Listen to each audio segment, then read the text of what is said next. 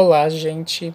Hoje eu vou ler para vocês um poema que ele é bastante famoso. Ele é um poema do Carlos Drummond de Andrade. Para quem não conhece, Carlos Drummond de Andrade ele foi poeta, contista e também cronista do século XX. Ele é considerado um dos maiores escritores brasileiros e também fez parte da segunda geração modernista. Qual era a principal característica desta época? Que o modernismo veio quando? Veio em 1922 e ele veio para quê? Para dar um abalo na cultura brasileira, que antes era muito elitista. Lembram qual era o tipo de texto que se cultivava aqui no Brasil antes de 1922? Eram os textos parnasianos, que eram o quê? Aqueles textos extremamente bem feitos, bem assim escritos, em uma linguagem extremamente hermética, ou seja, fechada para poucas pessoas. Eram poucas as pessoas que tinham também acesso ao livro.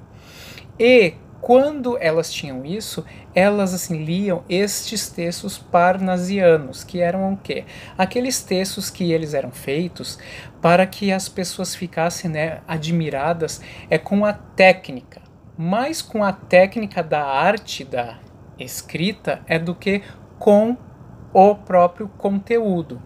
Por causa disso que muitos poemas parnasianos eles eram considerados frios. Por quê? Porque eles não tratavam de grandes problemas. Eles tratavam assim de coisas meio sem vida. E sem vida mesmo, porque muitos poemas eles eram sobre coisas sem vida, como assim muros, como vasos, ou como a arte de se escrever, Aí vem o modernismo de 1922 e dá um sumiço nisso, por enquanto, claro, pelo menos, que aí mostra o quê? Que a vida é nas ruas. E aí os primeiros textos modernistas, eles assim tendem a quê? Eles tendem a destruir tudo que foi feito antes. Por causa disso que os primeiros textos modernistas, eles eram assim, extremamente, agressivos, E também eles assim flertavam com formas de arte que eram, novas aqui aqui no Brasil. Então, muitos textos eles assim eram considerados algo muito, exóticos. E aí então, passados uns 8 anos, após o modernismo surgir, aí meio que tudo se acalmou um pouco e aí os poetas eles passam a quê? A ver a vida nas ruas, A ver, é o que as pessoas sentem mesmo de fato. E aí entrou em cena também o Carlos Drummond de Andrade. Por quê? Porque ele traz o homem como o centro da sua poesia, O homem da sua época. E esse poema que eu vou ler para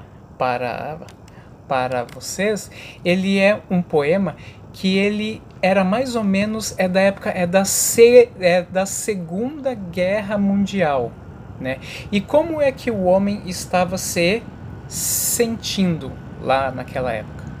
Ele era um homem sem esperança, porque era um conflito mundial em que milhões estavam perdendo suas vidas. E qual era a saída? A saída não era vista. Por quê? Porque a guerra faz com que sejam suspensas quaisquer tentativas de previsão do futuro, né? Porque é o que conta é quem é que vence e quem é que perde. Então, o homem comum, homem lá é o homem, né, urbano, ele tende a ser o quê? Ele tende a ficar no meio desse conflito como perdido. Por quê? Porque ele é indiferente. Porque tudo que ele fala, tudo que ele grita, não interessa para ninguém. Então, esse poema, né, que eu vou ler fala mais ou menos disso. Fala do sentimento de indiferença com as pessoas. E esse poema se chama José. Vamos a ele então. E agora, José?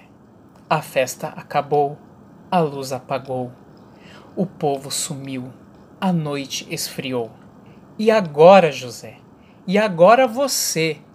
Você que é sem nome, que zomba dos outros. Você que faz versos, que ama, protesta. E agora, José? José, e agora? Se você gritasse, se você gemesse, se você tocasse a valsa vienense, se você dormisse, se você cansasse, se você morresse, mas você não morre. Você é duro, José, sozinho no escuro, qual bicho do mato, sem teogonia, sem parede nua para se encostar, sem cavalo preto que fuja a galope. Você marcha, José. José, para onde? Claro que eu não li todo o poema, né, que eu dei uns pulos, em umas estrofes, mas vocês sentem o quê? Que esse poema fala do quê? Fala da não saída. Fala o quê? É da constatação de que todos nós somos Josés, que o mundo sofre algo que é muito maior. E nós estamos como? Nós estamos no meio do fogo cruzado. Beijo.